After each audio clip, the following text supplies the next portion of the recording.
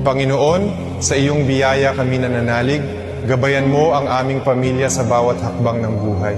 Bigyan mo kami ng lakas at liwanag upang patuloy kaming magalak sa iyong pag-ibig. Pagpalain mo ang aming tahanan ng kapayapaan at kasiyahan. Lahat ng miyembro ng pamilya, mula sa mga anak hanggang sa matatanda, ay iyong protektahan at ingatan. Naway lagi kaming magbuklod ng mahigpit sa iyong awa at grasya.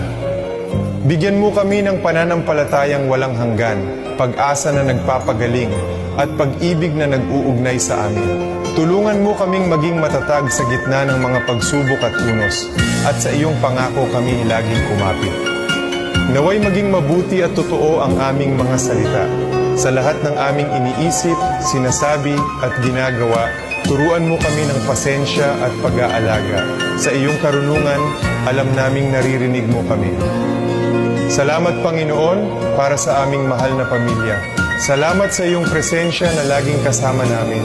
Gabayan mo kami, yakapin at pag-isahin upang sa iyong mga kamay ay matatagpuan namin ang aming kaluluwa.